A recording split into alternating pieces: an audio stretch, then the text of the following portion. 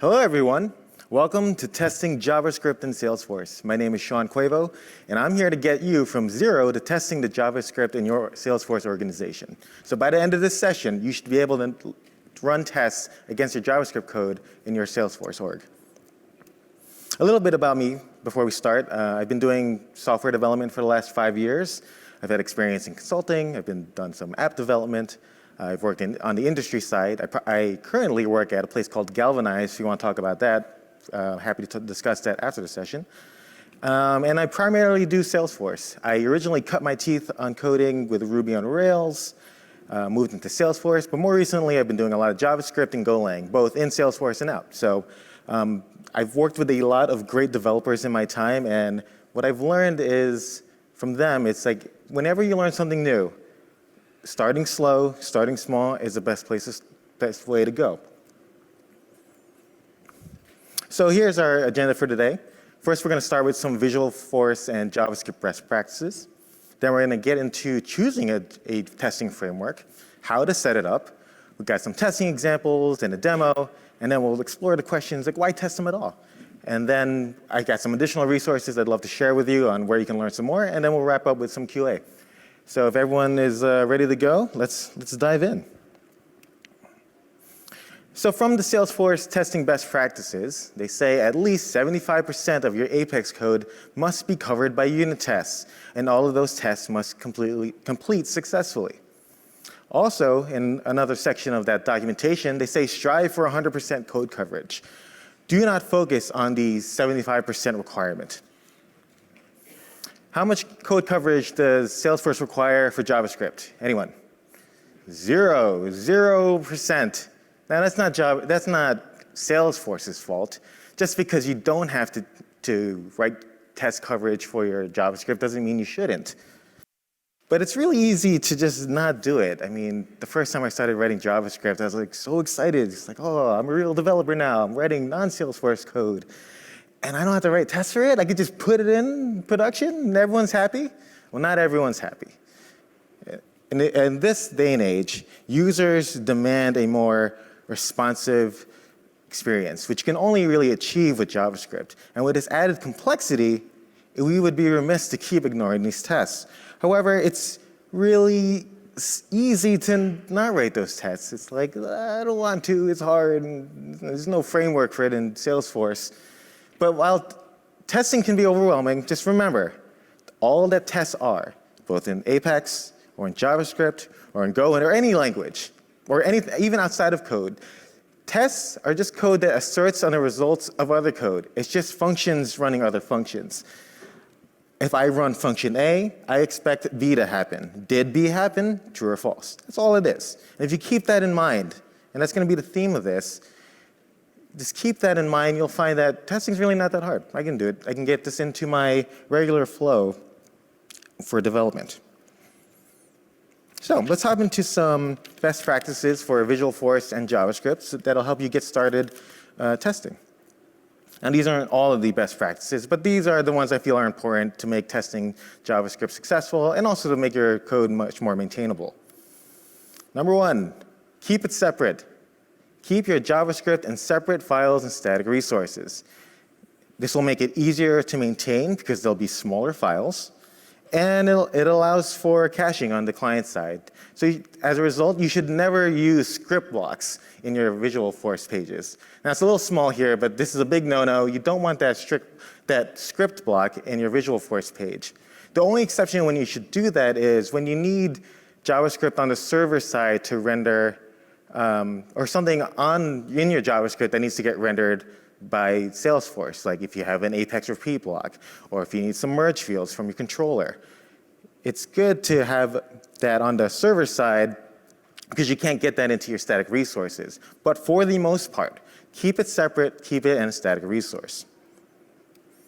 And you want to keep it modular. You want to be able to take pieces of code and replace them with other pieces of code very easily. For example, for your remote actions, add a remote actions object to the global scope and reference that in your JavaScript. We'll get into that a little later on how you can do that, but basically all that Salesforce does is all your remote actions in your controller it wraps them in a object of the same name as your controller, and then that object has all the functions on it. As a result, in this example here, I'm taking the controller variable that Salesforce gives you, in this case, student onboarding report controller, and I'm putting in the getTable method into the remote actions object. And this will make things easier for mocking things out later. And lastly, I encourage you all to be modular. And by that, I want you to write standard HTML when you can. That'll make your files more easily ported out of Salesforce. Let's say you've built an entire app on a Visualforce page, and at the end, you're like, you know what? This probably belongs in its own app. Like maybe it's like I'm building a community portal, and I want to take it out of Salesforce and put it in Heroku. By writing standard HTML, it's a lot easier to get it out of there, because you're not using the Visualforce tags. Use Visualforce tags by all means when you need to. Maybe you need a lookup field, or you need some standard functionality that's a little harder to write without the Visualforce tags. But keep it in plain HTML when you can. Also, as an added bonus, this will make your code much more portable to the Lightning experience. Has anyone here tried to turn on Lightning? Has anyone here done it successfully with Visualforce? Yeah, it's tough, right? Because it's like your Visualforce pages have so much Visualforce in there, and it's like you put into Lightning and it just doesn't quite work out as you expect. So writing in plain HTML will make it a little easier. So the next thing we got to do is choose a testing framework. Choosing a testing framework or choosing anything in JavaScript is so hard. There is so much JavaScript out there. By the time this talk is done, I'm sure that 5 more frameworks will have been created. I won't create any frameworks today, so you'll be okay. Like especially if you're not familiar with JavaScript, you look it up online and you see all these things, just like, all right, what do I need to run JavaScript tests? Like, okay, I hear Node a lot. Is that the testing framework, or is that something else? It has something to do with servers. And I heard about Mocha Chai, and then this Phantom.js thing. I don't know what that is. It has a cool ghost, so maybe I'll use it. And Karma sounds cool. And then is JUnit the popular one? Is QUnit the popular one? I don't know. In fact, if you look at the number of testing frameworks out there, I looked up in Wikipedia. Oh, where'd it go? There you go.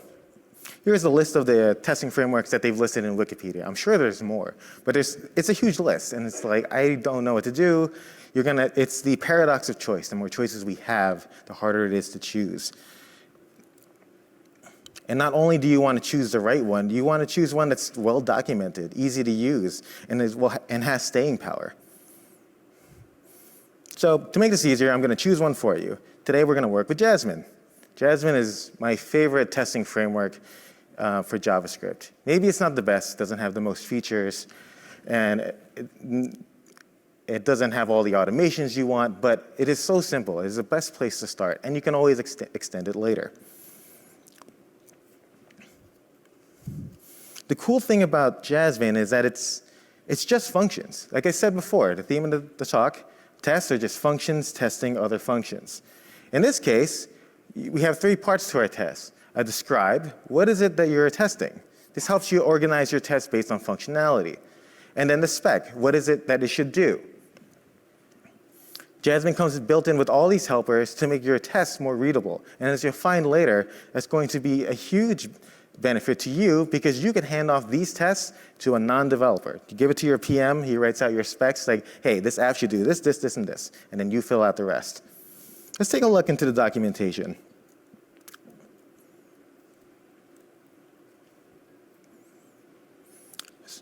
It's a little small here, but if you just look up Jasmine.js, and I have all the links in the presentation itself, but here is the introduction to Jasmine. And it's basically, as I said before, it's just functions testing functions. And it starts out so easy. This is like the simplest test that you can write. Describe a thing, it contains a spec with an expectation, and then it runs some code. So all that stuff on the outside, all of this right here, this is all just describing your test and what it should do. And then your assertions are in here.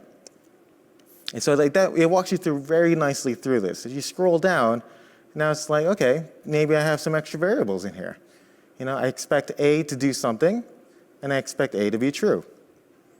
And then as you scroll down, you show like, different matchers, just like to be something, not to be, that is the question.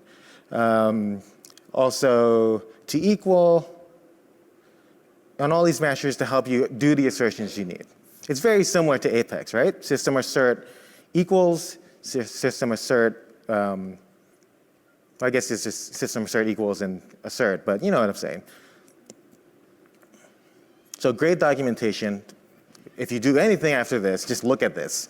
You can forget everything else I say, but this is great for starting your tests.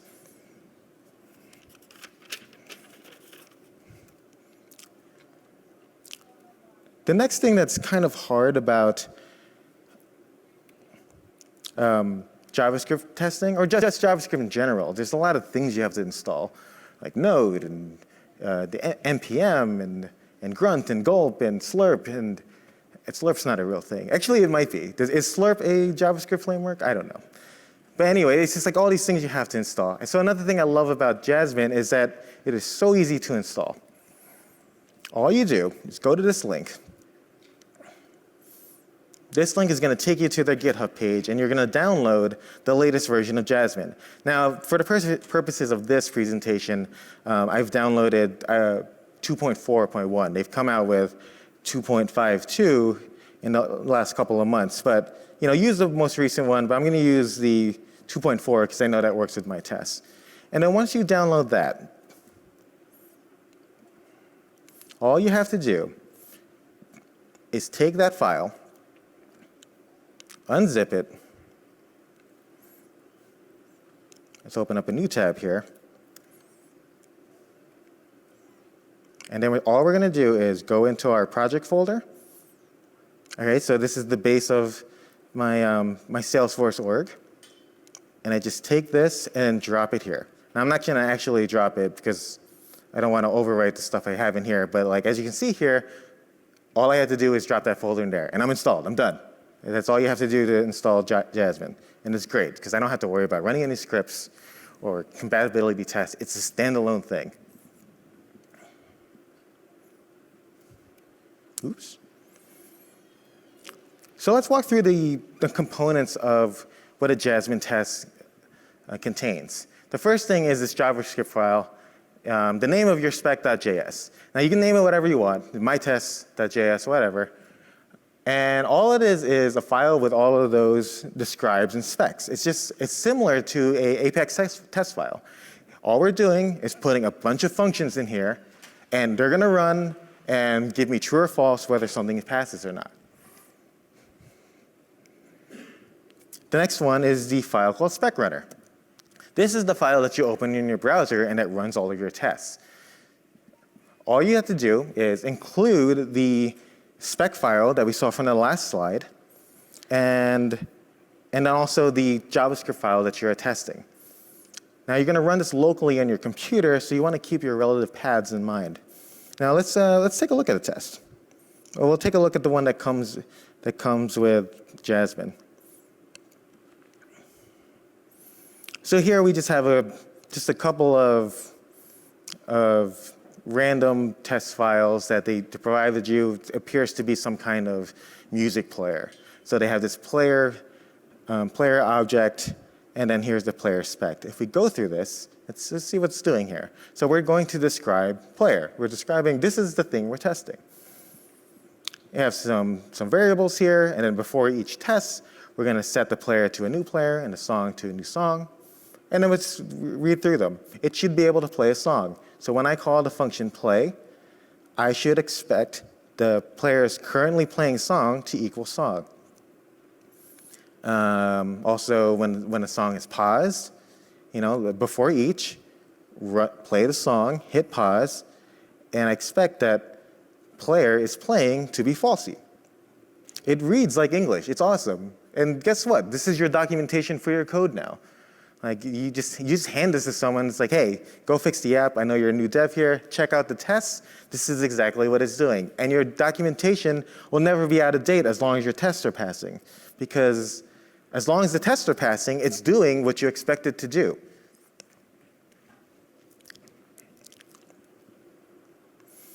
So let's take a look at what that test looks like when we run it.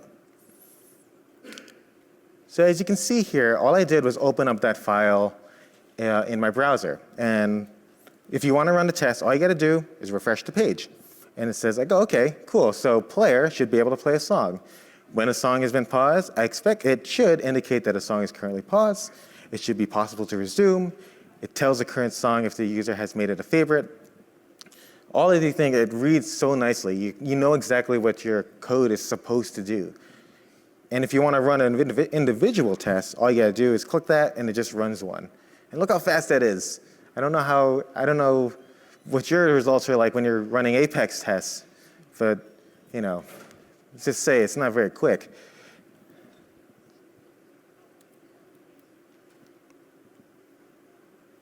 Okay, let's get back into this. So that's pretty much a basic test. We'll hop in later again about how to do that in Salesforce, but we got a little more to cover. So one thing that you're going to want to test is DOM manipulation. Like when I click this thing should appear. When I type here, it should appear on the bottom. Let's face it, like that's most of what we're doing in JavaScript is manipulating the DOM, making the page look all fancy and responsive. Out of the box, Jasmine doesn't quite support DOM manipulation testing, which is kind of a shame. However, the powers that be have built another app called Jasmine jQuery that we can just plug into our Jasmine tests, and then it'll give us something to work with. See, the problem is when your page, your Visualforce page that you're testing, it's not loaded onto the spec runner when you run your tests. So the problem is, well, I expect this input to appear when I click this button, but the input doesn't exist on the page. So how are we supposed to assert on that? In this case, Jasmine jQuery allows us to load fixtures or basically dummy placeholders for your front end so that you can test it. Now, all you have to do to install this one, very simple again, just click on this link. This is actually just this is a JavaScript file. No need to really read what's going on here, but just download this file. Or if you want, if you're not sure how to download this off the page, just copy the whole thing, place it in a JavaScript file, and then now you have it saved. And then once you take that file, all you have to do is the same thing as we did before. I've already installed it, so I'll show you where it ends up. In this case, actually, you can just put it anywhere as long as you include it on your spec. But in this case, I like to put it in the same library as the rest of my Jasmine code. It just makes it a little cleaner, but you can put it anywhere.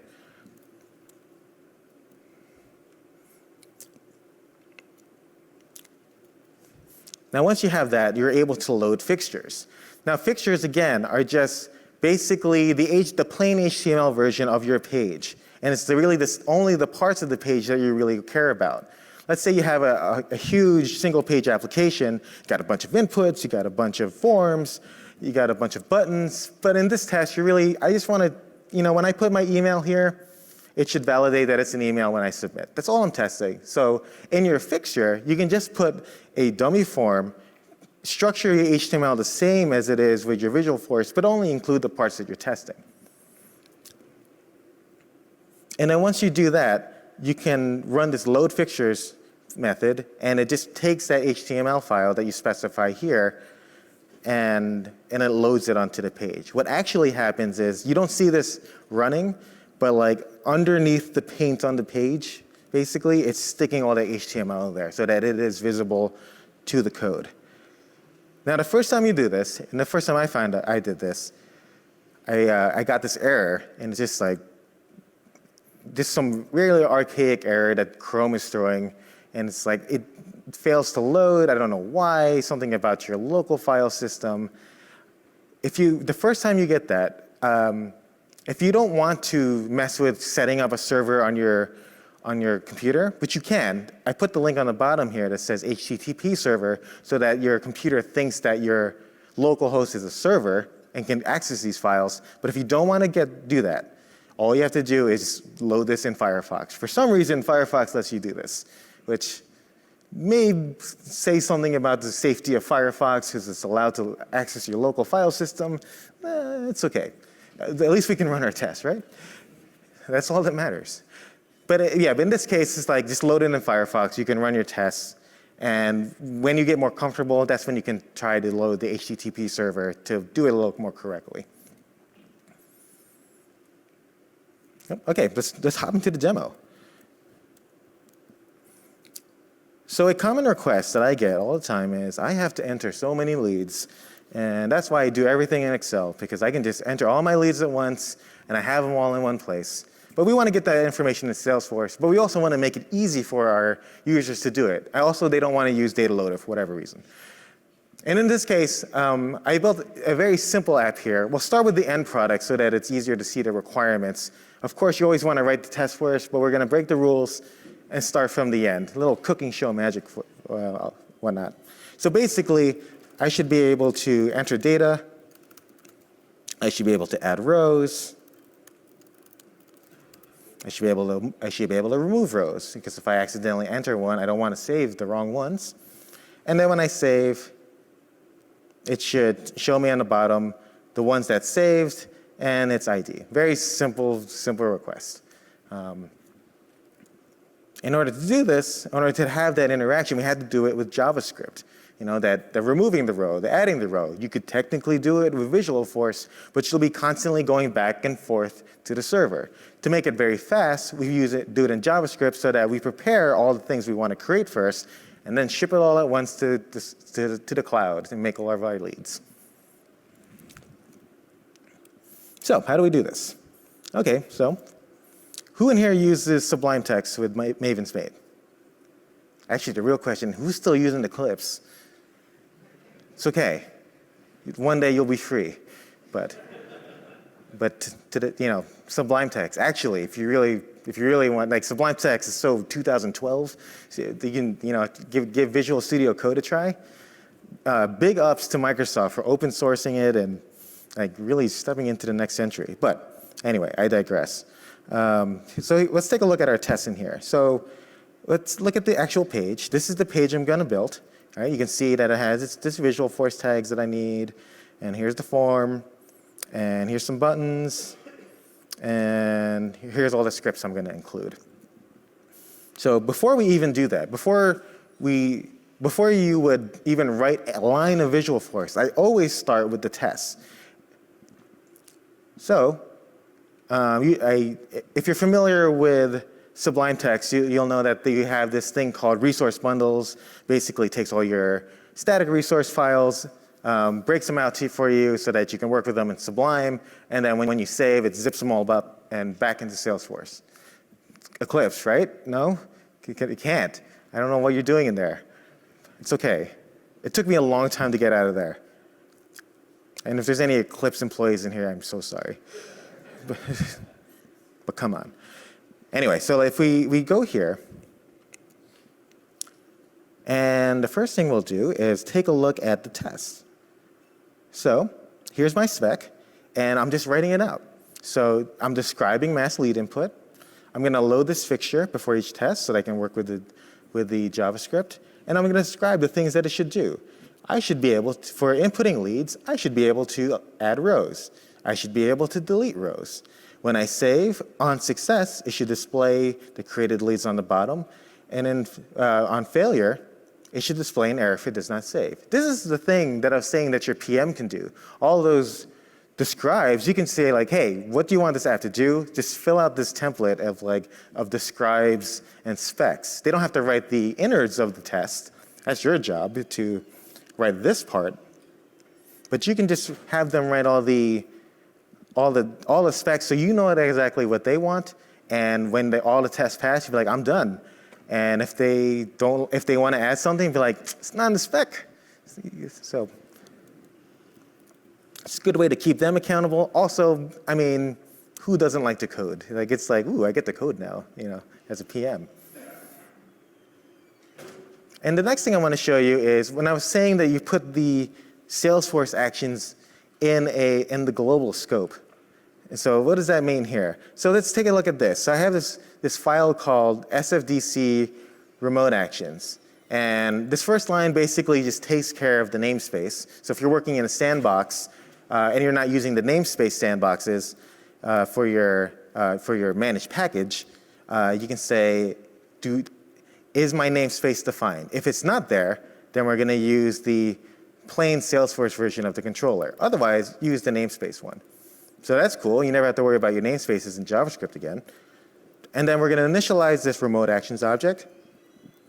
And we're going to take the remote actions object. Now I'm going to inject this insert leads function. This insert leads function is basically my remote action here. Basically, it just inserts and just returns a list of leads. So that's the actual one we're going to include in our final product. But for the test, because we do this, because we kept it modular and inserted all the remote actions into this object, what if I just didn't include this file and then I just made another one that mocked out what insert lead should return? So if we go into our spec here, I have another file called mock remote action. It's basically the same thing. So I have this remote actions object that I've initialized. I put this property here so that I can control whether it successfully inserts or not. And then what we did before, similar to what we did before, where I took the SFDC version of the remote action insert leads, instead, I'm going to mock it out, and then when you call this function, this is what it's going to return. So it's basically going to take some params, just like your remote action would, a callback, and then that callback is just, in this case, I'm just going to have it return this payload. So that's awesome. I'm not even in Salesforce yet. I'm developing locally. Yeah, it's like the golden goose of Salesforce development, not having to hit the cloud. You could do this on the plane, or don't. Take a nap if you're busy, but you could. And this has been my dream for so long, because everyone hates that feedback loop of save. Okay, it's save. Oh, well, nope, I missed a semicolon. Oh, nope, I misspelled that. And then, how much of your time has been spent watching that bar go back and forth? Who's a consultant in here? Do you ever wonder how much time you've billed just watching that thing go back and forth? Thousands of dollars, just watching Pong. It's a nightmare, but this is a nice way to get around it. Now you can do this all locally.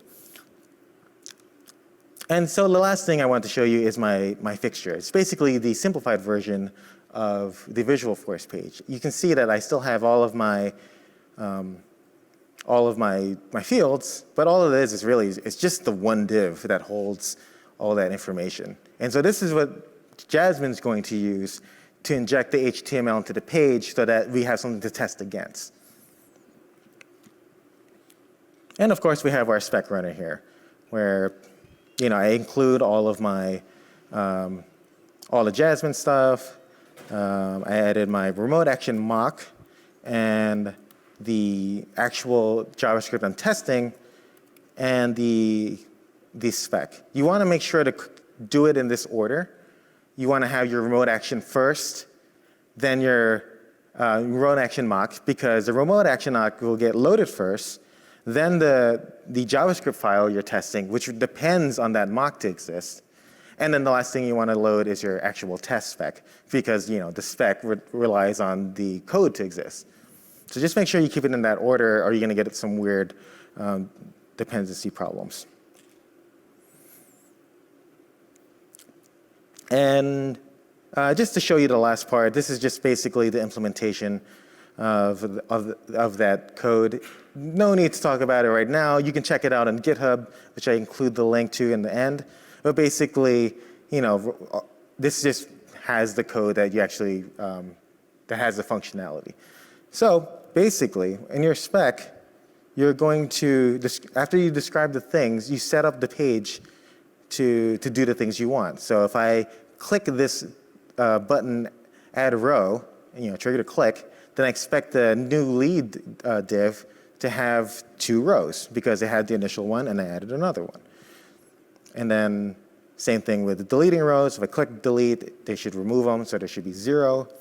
And then when I save leads, I set this insert leads as success to true so that it returns, that it successfully mocks a save, that when I hit save, there should be no errors. There should be 3 leads in this inserted lead div, and new lead should equal 0, because everyone from the top should have went to the bottom. And also the reverse for failure.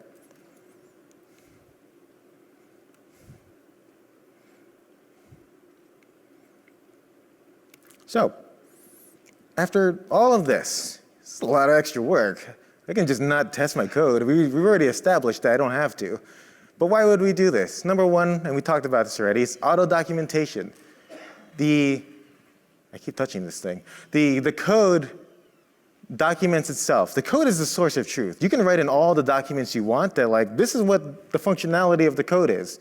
But if you don't keep this up, the code is always right though. The code always does what it does, whether you like it or not. So if you write these tests, it'll document it for you.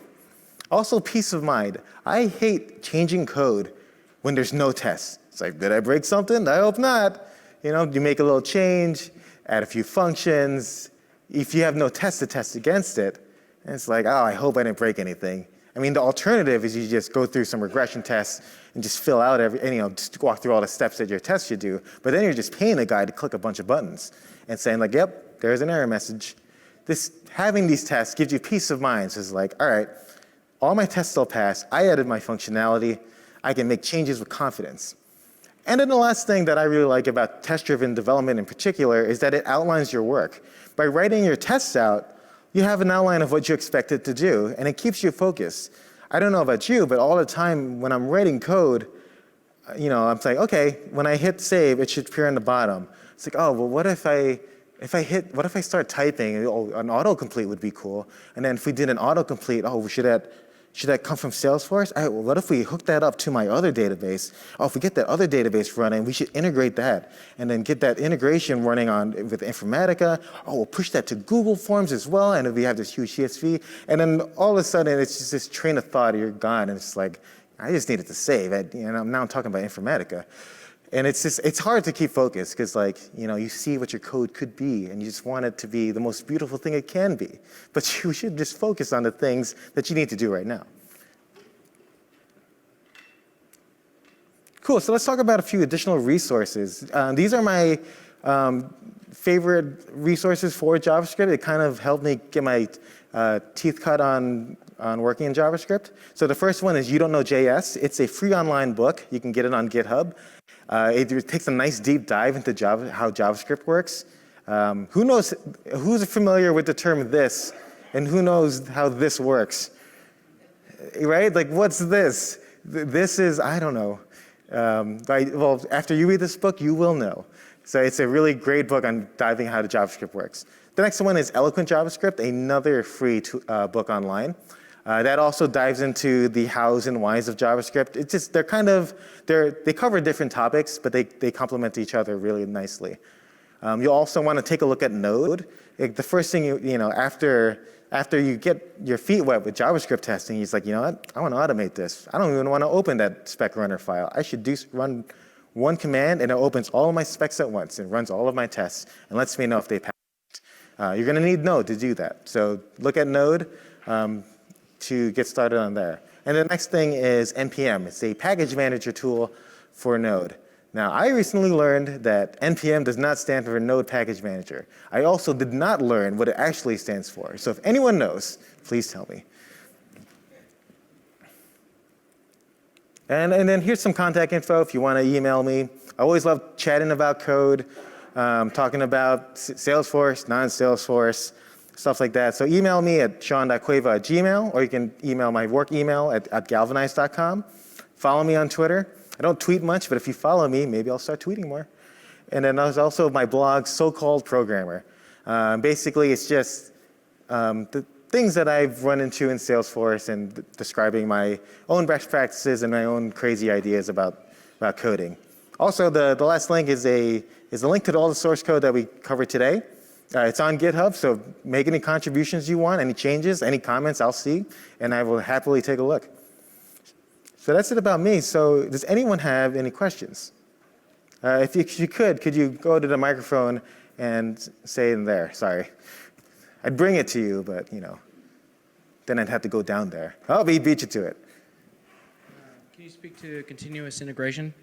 Yeah, so for continuous integration, that's part of the next step of what you'll do after you get your feet wet with JavaScript. That's what Node comes into play, and things like Docker and any of that. But basically, for continuous integration, all that continuous integration is when you commit some code, it should run all of your tests, and it should tell you did it pass or not, did your current build pass. So you can definitely do that with this framework now. I don't know the exact resources to do that, but all that continuous integration would do is, hey, run all of these spec.js files and tell me the results. That's all it's doing, just functions running functions. Yes? Your fixtures, do you make them manually or are they made by a program? I didn't catch that. They are made manually, and actually, yeah, that's probably the worst part of this. It's like, now I got to write this twice.